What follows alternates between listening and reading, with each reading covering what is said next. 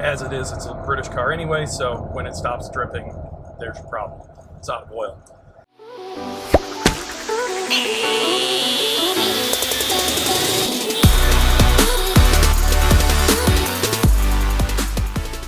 Hello viewers, welcome back to a quick update on the Land Rover ownership. I realized I forgot at 1 year mark to make a 1 year update video on this truck, so here I am about a year and a half later, just giving you an update on how the ownership experience has been and things I like about it and things I don't like as much about it. So I've had a couple of people ask for this, and it seems like a pretty reasonable video request, so let's start with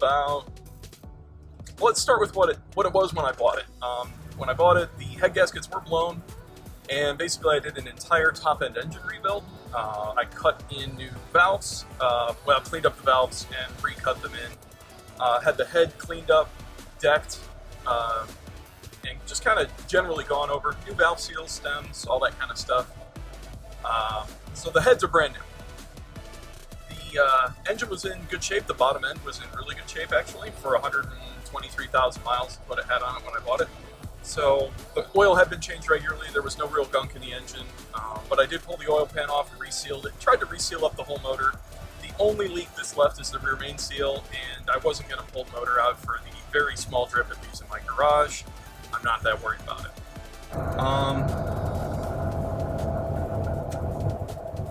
So that was the engine situation when I bought it. So I got that running. I got the car running in its stock form, exactly as it left the manufacturer. This is bad. Let's start over. Hello viewers, welcome back to another video. This is the 1 year plus update on the Land Rover ownership experience. I've now owned this truck for about 18 months, and just to give you a quick overview of what was done to it. When I bought it, the head gasket on one side was definitely blown, the other side was very close to getting blown, so the engine was overheating. And I knew that when I bought it. I only paid about $2,200, $2,300 for the truck. So I was in it for a good amount of money. There is zero rust underneath this thing, which is amazing for a car that now lives in Northwest Ohio. It did not live in Northwest Ohio most of its life. It was a Western car, very dry, very good shape, so definitely worth saving. So the first thing I did was I pulled the heads off and rebuilt the cylinder heads. Basically kind of did a valve job, cut the valves in, cleaned them up, new valve seals, decked the heads so that they were perfectly true. And then I converted it to head studs instead of head bolts. That's a big difference on these, helps them live a little bit longer. I used the updated high quality head gaskets. I believe those were from Lucky 8 Off-Road is where I got most of the parts on this thing. They carry pretty much everything for these rigs, so if you need anything, even accessories, they are the guys to go to. Great prices, good shipping, and they're close to me. Being in New York, they're on this side of the world, so they ship pretty quickly. Not an advertisement, but an advertisement. So after getting the engine running correctly, just started driving the car, put a few thousand miles on it, and noticed that the cooling system is a absolute dumpster fire. Whatever intern was in charge of fucking that up needs to, hopefully he's been fired and is now working on, he's probably working on BMWs by the looks of how it went. So it used a hydraulic lock system from the factory to direct flow of coolant through the engine, and this just doesn't work. I'll be honest. So there is a aftermarket company that sells an inline thermostat adapter for it, and I put that inline thermostat adapter on. It wasn't the highest quality part. It definitely could have taken from some more machine work. Not criticism, it did work, just a little bit of constructive criticism. It could have taken a little bit more machine work to machine the two faces together. I did that myself, really got them decked smooth so that it didn't rely on this big thick gasket that was going to inevitably leak at some point. So decked everything smooth, used a Forma gasket material. It's like black RTV, but it's specifically for cooling systems, and it has been holding up great ever since. And that has changed the coolant temperatures from on average 200 to maybe 210, as high as 215 if you're sitting in like traffic or a drive-through or something. You can maybe even see 215 degrees. Way too hot for these engines. Right now we're running at just shy of 180, perfect temperature. Throughout the summer months it runs between 180 and 185. So really a wonderful mod for these engines, keeps them running way, way longer, and just fixes that glaring problem. And it's an absolute must-do on these. What else have I done? Well, I've added Apple CarPlay. I'm looking at the screen right now. That's an Atoto brand 7-inch screen. It's a cheap unit, but it works really well. They build a nice quality product, and having the modernization of Apple CarPlay in modern use is absolutely a necessity. The state I live in now requires that all cell devices are hands-free, so this is pretty much required work if you're going to ever respond to a text message via Siri. Whoops, crap. Oh, good, she didn't hear me. Or, you know, just simply doing directions, Google Maps, Apple Maps, whatever your taste or preference is. It's an absolute necessity to have CarPlay, I think, in a modern vehicle or any kind of modern use vehicle. The other advantage that gave me was the ability to add a backup camera, and I copied Jeep on that one and just put it right in the middle of the rear spare tire, or the spare tire on the rear, and it works great. It's a little offset, but for parking and things, you get used to the offset, figure out where the vehicle actually is when you back it up, and it works phenomenally well. So having a backup camera and Apple CarPlay has modernized and really brought this vehicle from a 1999 really to you know, a more modern car, or drives like a lot more modern car. So wonderful feature there, great, definitely worth the upgrade, a little bit of wiring. The headliner was sagging. I did that myself, probably shouldn't have, if I'm being really honest.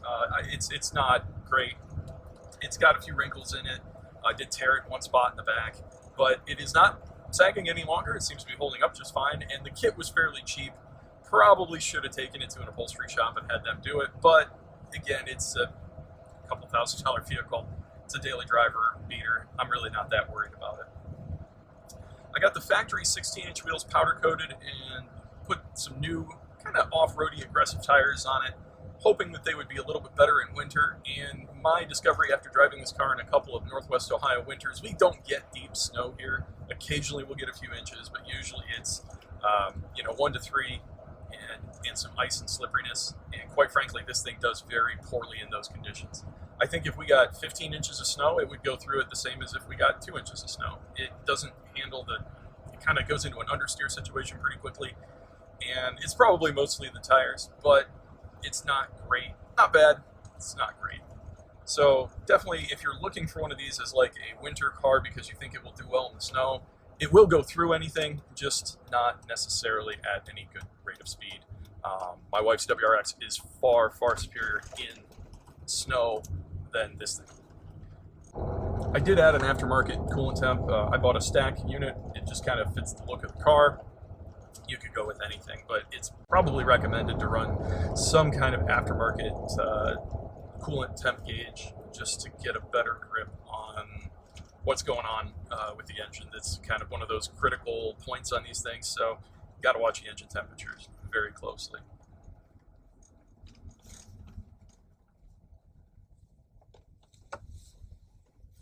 Other than that, I have done the standard maintenance items, did some brake pads and rotors. They were just extremely worn and crusty, just needed to be redone. I redid all 4 dampers, and I did convert the rear from airbags. This was an airbag car to start with, and I converted it to coil springs. Reliability, it just makes sense. This truck gets parked a lot, and I hate to have it, like if one of the airbags happens to deflate, you're kind of semi-stranded. You can drive it home, but it's bad on the shock, and for reliability, I think the coil springs are the way to go. I did leave it at stock ride height. I'm not looking to jack it up. I want to be able to fit it in parking garages and in my own garage at home, so adding extra height really had no advantage for me. I'm not going to use this as a heavy off-roader. It's really kind of a daily driver, so it's been really good for that. I went with OEM dampers. Just they were cost effective and they ride nicely. So let's see here, what else have I done? Added a light bar to the front. The headlights are really weak on this car. They are very, very poor. The light bar helps. I live in kind of a bit of a rural area, so when I'm not around other traffic, I will turn that light bar on, and it does make a big difference. So if you live in an urban area with lots of street lights, you're never going to notice the poor headlights, but they aren't very good, especially when you get out to an area where it is actually quite dark. So that is a necessity. That, or maybe the later model headlights from like the 0304s might have a little bit better light output and spread. I don't know. To me, it wasn't worth the several $100 upgrade to do that on this truck especially. I average about 14 miles to the gallon premium. I've seen as low as 12. I've seen as high as 16. If you pretty much just go on the highway and leave it right about 70 miles an hour, it will get about 16 and a half miles to the gallon. So not good by any modern stretch, and not good by really anything at all. But you are moving a brick down the road with a fairly antiquated V8 under the hood, so it is kind of to be expected. The transmission's just a 4-speed, so it's not like a modern transmission that it can get it into a fairly low RPM on highway speeds. So it's just going to get kind of crap for gas mileage, and that's really probably the biggest downside is its thirstiness. What else is a downside of this thing? Wind noise. It's pretty noisy. Again, it's a brick. You're moving a 60 mile an hour brick, 70 mile an hour brick down the road. It's going to create some wind noise. So that isn't super awesome. But if you're looking at Toyota Land Cruisers and RAV4s or Tacomas, stuff like that, and especially anything from this vintage, or Jeeps. Oh my God, Jeeps are way, way worse than this. This is significantly more refined than a Wrangler of any age.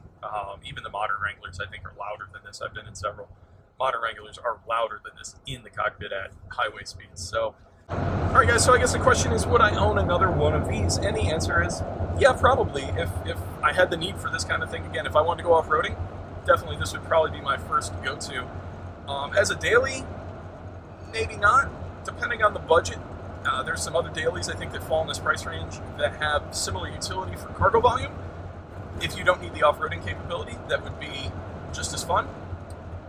But it is a really nice car. It is really fun to drive, so I do really like it. So if you have a question that I didn't answer in this video, please leave a comment in the comment section. I'll try to get back to you. And if it's anything technical, I'll try to make a little video about it.